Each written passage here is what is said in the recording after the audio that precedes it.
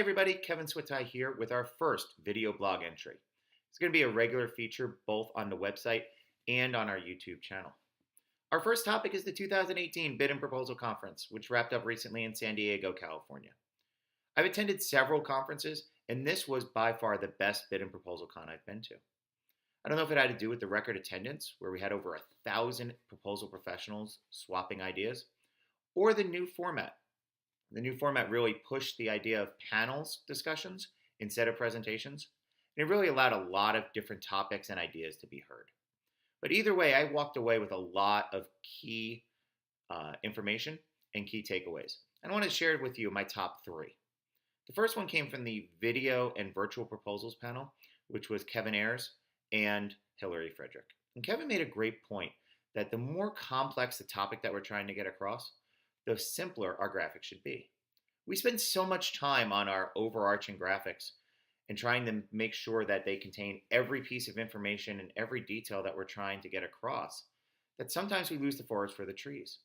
Making them simpler and easier to understand will really help the evaluators grasp our concepts and our key benefits, and will also make our job in terms of getting that information across easier. The second takeaway came from the 5-star executive summaries panel. And we had 5 APMP fellows as the moderator and as the presenters in that panel. It was just a great session. For me, Jay Herther had a great key takeaway point. That's how we should think about our executive summaries as customer value statements. Often we get too wound up in talking in our executive summaries about who we are and what we're bringing. And we don't spend enough time on what the client needs and what we're going to do to help them solve those problems. By thinking of these as customer value statements instead of executive summaries, we can shift our mindset and our development focus, and it will really make our executive summaries stronger and resonate better with our evaluators. The final topic came from Friday's session on competitive intelligence and intelligent pricing. Chris Richter talked a lot about how we need to have a strong repository setup to capture the information that comes from competitive intelligence. For me, that applies not just to competitive intelligence, but to any key information that we need in a proposal. For example, how often are we asked how many people are in the company, or what are the levels of security clearance for those of us working in the federal sector? Or what are the certifications that the company has that are relevant to a bid?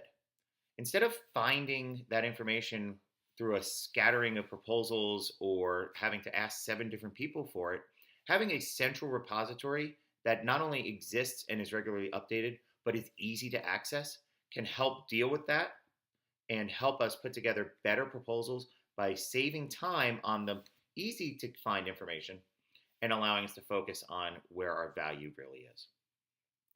So those were my 3 key takeaways. For those of you who are there, I hope you had a great time. I hope you got a lot of great takeaways. I'd love to hear some of them, both through comments here on YouTube, through the blog, or by following us on Twitter at BZ Opportunity. For those of you who did attend the 2 sessions that I was involved in, both as a panelist on the Repeatable Processes panel or as the moderator on virtual teams, I'm planning to get those videos hopefully edited and out within the next couple of weeks. So if you were there, you can go back and hopefully find some more information useful that we talked about. And if you weren't there, you can get a sense of what was covered in the panel. So that's it for this video blog entry. Nice, short, and sweet. I hope you guys have a great day, and I'll talk to you again in a couple of weeks on another topic about proposal development.